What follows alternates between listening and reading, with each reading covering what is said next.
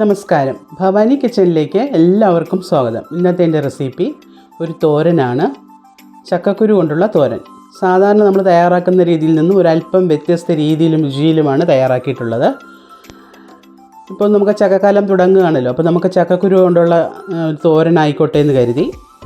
അപ്പോൾ ഈ തോരൻ തയ്യാറാക്കാനായിട്ട് ഞാനിവിടെ കുറച്ച് ചക്കക്കുരു ഒന്ന് പുറത്തെ തൊലിയൊക്കെ കളഞ്ഞതിന് ശേഷം അകത്തെ തൊലി പോകാനായി പെട്ടെന്ന് ഇളക്കിയെടുക്കാനായിട്ട് ഒരു 15-20 മിനിറ്റോളം ഞാൻ വെള്ളത്തിലൊന്ന് കുതിർത്ത് വെച്ചിട്ടുണ്ട്. അതായത് ഇതുപോലെ ഒന്ന് നമുക്ക് ആ തൊലിയും കൂടെ ഒന്ന് എടുത്ത് കളയണം.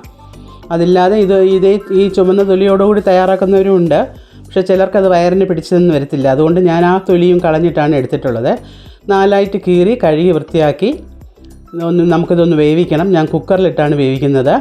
ഒരു 1/4 കപ്പ് വെള്ളം ഒഴിച്ച് കൊടുത്തിട്ടുണ്ട്. ഇനി നമുക്കിതിലേക്ക് ഒരല്പം ഉപ്പ് കൂടെ ചേർത്ത് കൊടുക്കാം. ഉപ്പും കൂടെ ചേർത്ത് നല്ലവണ്ണം ഒന്ന് മിക്സ് ചെയ്യാം. മിക്സ് ചെയ്തതിന് ശേഷം നമുക്ക് ഇതൊന്ന് അടച്ചു വെച്ച് വേവിക്കുന്നതാണ്. ഒത്തിരി വെള്ളം ഒഴിച്ചു കൊടുക്കരുത്, കുഴഞ്ഞു പോവും. ഒരു 1/4 കപ്പ് വെള്ളം മതിയാവും. ഞാനിപ്പോൾ ഇത് അടച്ചു വെച്ച് ഒരു 2 വിസിൽ കേൾക്കുന്നവരെ ഒന്ന് വെക്കുന്നുള്ളൂ. അപ്പോഴത്തേക്ക് നമുക്ക് പാകത്തിന് വെന്ത് കിട്ടും. ഇനി നമുക്കിതിലേക്കുള്ള അരപ്പ് തയ്യാറാക്കാം. ഞാനിന്ന് മിക്സിയിലാണ് അരയ്ക്കുന്നത്, കല്ലിലല്ല. ഒരു 2 കൈപ്പിടി തേങ്ങ എടുത്തിട്ടുണ്ട്. അല്പം കൂടിയാലും കുഴപ്പമില്ല. ഒരു 1/2 കപ്പോളം തേങ്ങ. ഈ തേങ്ങയിലേക്ക് നമുക്ക് ഒരു 1/2 ടീസ്പൂൺ ജീരകം, ഒരു 1/4 ടീസ്പൂൺ മഞ്ഞൾപ്പൊടി, 1 ടീസ്പൂൺ മുളക് പൊടി, കാശ്മീരി മുളകും സാധാരണ മുളക് പൊടിയും കൂടി ചേർത്തതാണ്. പിന്നെ ഒരു 2 അല്ലി വെളുത്തുള്ളി. അല്പം വലുതായതുകൊണ്ട് ഒന്ന് മുറിച്ചിടുന്നതും നല്ലതായിരിക്കും, പെട്ടെന്ന് നമുക്ക് അരഞ്ഞ് കിട്ടും. തോരൻ അരയ്ക്കുമ്പോൾ ഒന്ന് അരച്ചിങ്ങനെ എടുത്തു കഴിഞ്ഞു. ഇനി അതിലേക്ക് അവസാനമായിട്ട് കുറച്ച് കൂടുതൽ കറിവേപ്പില ചേർത്ത് ഒന്നുകൂടെ നമുക്ക് 1-2 പ്രാവശ്യം ഒന്ന് കറക്കിയെടുക്കാം. അപ്പോൾ നമ്മുടെ ചക്കക്കുരു വെന്തതെന്ന് നോക്കാം. ആ പാകത്തിന് വെന്തിട്ടുണ്ട്. ഒരല്പം വെള്ളമേ ഉള്ളൂ ബാക്കി. നമുക്ക് വേണമെങ്കിൽ തുറന്ന് വെച്ച് വേണമെങ്കിൽ വെട്ടിച്ചെടുക്കാം.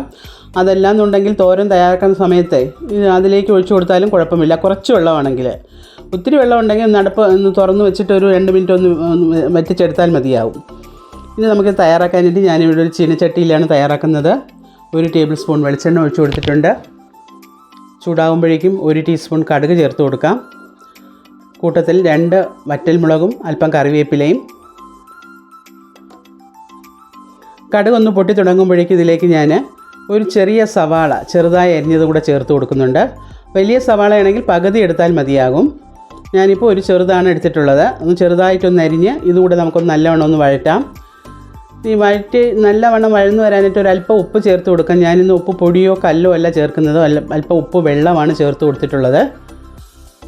ഒത്തിരി അങ്ങ് ഒഴിക്കേണ്ട. നമ്മൾ ചക്കക്കുരുവിൽ ഉപ്പിട്ട് വേവിച്ചിട്ടുണ്ട്, അതുകൊണ്ട് നോക്കി വേണം ഒഴിച്ചു കൊടുക്കാനായിട്ട്. ഇപ്പോൾ നമ്മുടെ സവാള നല്ല പാകത്തിന് വഴന്നു കഴിഞ്ഞു. ഇനി നമുക്കതിലേക്ക് ചക്കക്കുരു ചേർത്ത് കൊടുക്കാം. ഞാൻ വേവിച്ച ചക്കക്കുരു ഇതിലേക്ക് ചേർത്ത് കൊടുത്തു. ഇനി നമുക്കിതൊരു 1-2 മിനിറ്റ് ഒന്ന് ഇളക്കി ചേർക്കാം. സവാളയും ചക്കക്കുരുവായിട്ടൊന്ന് ചേർന്ന് വരാനേ 1 മിനിറ്റോ 2 മിനിറ്റോളം ഒന്ന് ഇളക്കി കൊടുക്കുക. ഇനി നമുക്കിതിലേക്ക് അരച്ച് വെച്ചിരുന്ന തേങ്ങ ചേർത്ത് കൊടുക്കാം. തേങ്ങയും ചേർത്ത് ഇതുപോലൊരു 1-2 മിനിറ്റ് ഒന്ന് ഇളക്കി ചേർക്കുക. ഉപ്പ് നോക്കിക്കൊള്ളുക, പോരാന്നുണ്ടെങ്കിൽ നമുക്ക് ചേർത്ത് കൊടുക്കാവുന്നതാണ്. എനിക്കിപ്പോൾ പാകത്തിന് ഉപ്പുണ്ട് ഇതിൽ. ഇനി നമുക്കിതൊന്ന് തട്ടിപ്പൊത്തി വെച്ചിട്ടേ ഒരു മിനിറ്റ് ഒന്ന് അടച്ച് വെച്ച് ലോ ഫ്ലെയിമിൽ ഒന്ന് വേവിച്ചെടുക്കാം. ഇടയ്ക്കൊന്ന് ഇളക്കി കൊടുത്തോളണം, അടുക്കി പിടിക്കരുത്. ഇപ്പം ഞാനിത് തുറന്ന് വെച്ച് കഴിഞ്ഞു. നമുക്ക് തുറന്ന് വെച്ച് തന്നെ നമുക്കിതൊന്ന് നല്ലവണ്ണം തോർത്തിയെടുക്കാം. ഇതിലേക്ക് ഞാൻ 1 ടീസ്പൂൺ കുരുമുളക് പൊടി കൂടെ ചേർക്കുന്നുണ്ട്. കുരുമുളക് പൊടി ചേർക്കുമ്പോൾ ഒരു പ്രത്യേക രുചിയാണ് ഇതിന്. പിന്നെ അല്പം എരിവും കൂടെ കിട്ടും. സാധാരണ നമ്മൾ ഈ ചക്കക്കുരു ഒന്ന് കുറച്ച് ദിവസം കിടന്ന ചക്കക്കുരു ആണെങ്കിലേ ഒരല്പം മധുരം വരും. അപ്പോൾ നമ്മൾ ഈ കുരുമുളക് ചേർക്കുമ്പോൾ നല്ലൊരു ടേസ്റ്റാണ്. അതിലേക്ക് വേണ്ടിയാണ് ഞാൻ കുരുമുളക് പൊടി ചേർത്ത് ഒന്ന് നല്ലവണ്ണം ഒന്ന് മിക്സ് ചെയ്തിട്ടുണ്ട്. ഇനി നമുക്കിതിലേക്ക് അവസാനമായിട്ട് അല്പം നല്ല കറിവേപ്പില, പച്ച കറിവേപ്പിലയും 1 ടീസ്പൂൺ പച്ച വെളിച്ചെണ്ണയും കൂടെ ചേർത്ത് കൊടുക്കാം. ഇത് രണ്ടും കൂടെ ചേർക്കുമ്പോൾ നല്ലൊരു മണമാണ്. നല്ലപോലെ 1 മിനിറ്റ് ഒന്ന് ഇളക്കി ചേർത്തതിന് ശേഷം നമുക്കിത് സ്വിച്ച് ഓഫ് ചെയ്യാം. ഇത് നല്ല സൂപ്പറായിട്ട് നമ്മുടെ തോരൻ ഇവിടെ റെഡി ആയിട്ടുണ്ട്. ഞാൻ ഓഫാക്കി ഒന്ന് അടച്ച് വെക്കുന്നുണ്ട്. ഒരു 5 മിനിറ്റ് നമുക്കിതൊന്ന് അടച്ച് വെക്കാം. ഇപ്പോൾ നമ്മുടെ ചക്കക്കുരു തോരൻ ഞാൻ എല്ലാം റെഡിയാക്കി ഒരു 5 മിനിറ്റോളം ആയിക്കഴിഞ്ഞു. ഇത് തുറക്കുമ്പോൾ തന്നെ നല്ലൊരു മണമാണ്. ആ വെളിച്ചെണ്ണ, നമ്മൾ പച്ച വെളിച്ചെണ്ണയും ആ കറിവേപ്പിലയൊക്കെ അവസാനം ചേർക്കുന്നുണ്ട്. നല്ലൊരു മണമാണ്. ഞാനിതിപ്പോൾ ഒരു ഡിഷിലേക്ക് മാറ്റുകയാണ്. നിങ്ങൾക്കിത് ഇടുന്നത് കാണുമ്പോഴേ അറിയാൻ പറ്റും, നല്ല തോർന്ന് കിട്ടിയിട്ടുണ്ട് തോരൻ. ഒന്നും വെന്തുടഞ്ഞൊന്നും പോയിട്ടില്ല. ചക്കക്കുരു പാകത്തിന് വെന്ത് നന്നായിട്ട് വന്നിട്ടുണ്ട്. ഒരു 2 വിസിൽ കേൾക്കുന്നവരെ ഒന്ന് വെച്ച് കൊടുത്താൽ മതിയാകും. അപ്പോൾ ഇതുപോലെ തന്നെ നമുക്ക് തയ്യാറാക്കാൻ പറ്റും. ശരിക്കും ഇത് നമുക്ക് രസവും ഈ ഒരു തോരനും ആണെങ്കിൽ അടിപൊളിയാണ് ഊണ്. രസത്തിനോടൊപ്പം മാത്രമല്ല സാമ്പാർ, തീയൽ ഏതിനൊപ്പവും നല്ലതാണ്. അപ്പോൾ വളരെ രുചികരമായ ചക്കക്കുരു കൊണ്ടുള്ള ഈ തോരൻ നിങ്ങളും ഒന്ന് തയ്യാറാക്കി നോക്കുക.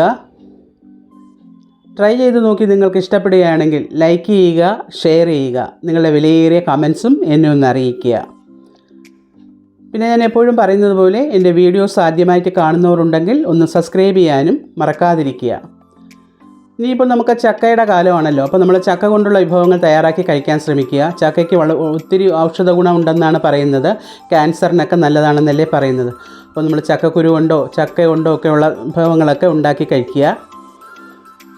അപ്പോൾ ഇനിയും ഇതുപോലുള്ള നല്ല നാടൻ റെസിപ്പികളുമായി നമുക്ക് ഉടനെ തന്നെ കാണാം.